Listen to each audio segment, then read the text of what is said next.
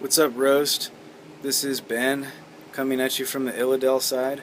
I just wanted to video in real quick and share a few reminiscences and funny stories and scintillating tidbits about our mutual friend Finn.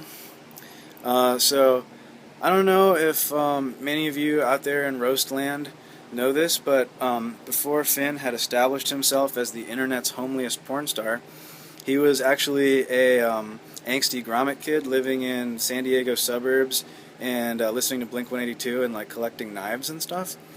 His room at his parents' old place, it kind of looked like a bomb shelter being squatted in by like a whole platoon of like survivalist militia soldiers. He had like this fucking collage of like newspaper headlines that he'd like tacked on his wall, and they are like, the headlines didn't really have much to do with each other, but they all like were kind of vaguely dystopian and sort of like conveyed the image collectively that the world was sort of like a dark, evil, twisted place. And that's sort of the abiding philosophy that underscored his entire approach to the world. I'm guessing he would kind of like just sit there and stare up at it in like kind of like a meditative state amid the like piles of knives that he used to have. Like probably close to 200, and that's not even kind of an exaggeration. He also had like a bunch of other sketchy shit in there. He had the words "They'll be hiding in their bunkers as we watch the missiles fall" spray painted close to his ceiling. Because obviously, I mean, who knows more about the cruel mathematics of Cold War aggression like a 15-year-old living in the suburbs in the mid 2000s? Yeah, I mean, as you can I'm sure imagine from all this, he had like a little bit of trouble making friends, but he had like some cool hobbies that he used like to take up his time. He was pretty good at whittling. He also like knew like all the edible plants in the area, which is like pretty handy. Like if you're ever like lost and starving to death in the suburbs, it's like good stuff to know. One time he actually tried to whittle a friend for himself out of a pallet that he found by the dumpsters behind Trader Joe's, and that friend is me. I'm carved out of wood. Hand fade. And fade back in. I can't really edit these, so hand fade. So, listen, I'm gonna just try to I'm gonna break from the script here for a second. I'm guessing that there's probably only about 2 or 3 of you over right now, and this was probably like a whole event on Facebook, and there was a bunch of people possibly attending, which were all his like fake Facebook identities that he'd added to the event, and like you thought that this was gonna be like like a cool fun party with like cool stuff to do and like like beer and a band and all this kind of stuff, and like he promised all this stuff, and like now like you get there and it's like really just like you and 1 or 2 other people, and like even those people you don't like really know them so well and they seem kind of weird. Like, I get it. I've been there. Yeah, I mean, I don't really know. At this point, I think that he just lives in kind of he has kind of a distorted perspective on the world, like a kind of altered reality.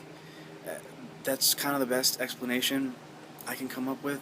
He makes a lot of promises and stuff. Like, listen, I wish I could say that he's basically harmless and that this is all going to be fine and it'll just be like a funny story for you to tell your friends and stuff. I can't in good faith tell you that this is a safe situation.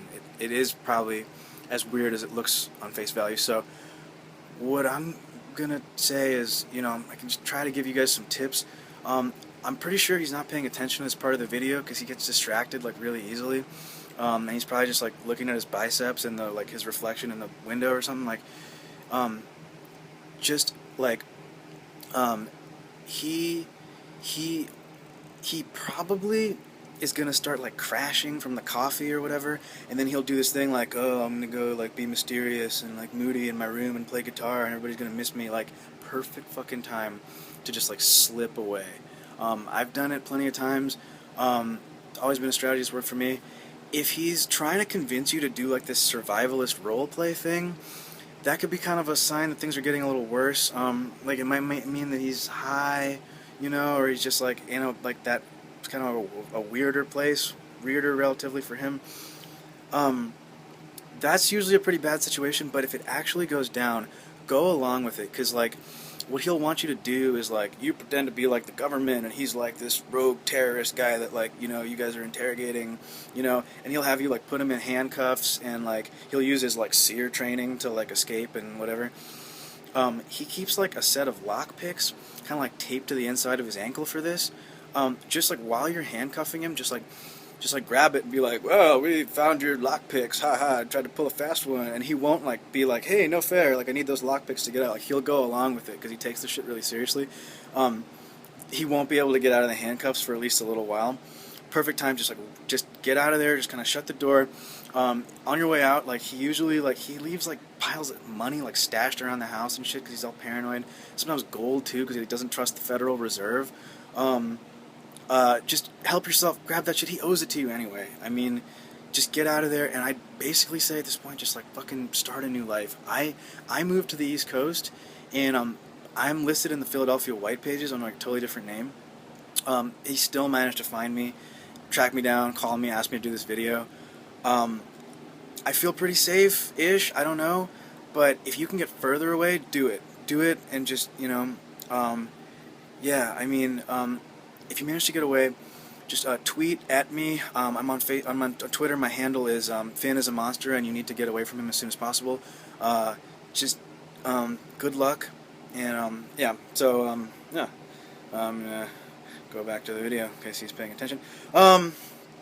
Yeah. So Finn was actually by that dumpster behind Trader Joe's from the last joke, waiting for an OkCupid date because he likes to. He likes to find fun, spontaneous things to do with his OkCupid dates. That to show that he's like a fun, spontaneous guy, like pulling two-man receipt scams, shoplifting, or telling stories about his time hopping freight trains with Woody Guthrie. But now, another weird left turn in his life. Finn is thinking about going to med school. It's pretty lame. Yeah, I didn't really see that coming. But I guess everybody sells out at some point. So good for you, I guess. If like money is more important than like being legit, then that's cool. I mean, we all got to make our choices. Yeah. So I hope you've enjoyed this video. My little shared reminiscences about my good friend Finn. Finn, do not. Mulaka, galaka shaha, ha. Remember the words of Tamarack song. The warrior blood in your veins is clouding your judgment. You do not want to hurt these children. Finn, run, I can't hold him any longer. Hand fade. You have no idea how much I rehearsed that little piece of amateur theater. Anyway, if you've made it to this far in the video, just kidding. Yay, Finn, you're great. This is the bring down from the previous comments. Hope you're doing good. Happy birthday. Thank you to you 3 people for coming out for this. Finn's a lonely guy and he needs people in his life, coerced or otherwise, to be there for him. And, at the end of the day, not totally a horrible guy. My best friend, bosom compatriot, Finn. Alright? Hand fade number 3. Seriously, get the fuck out of there.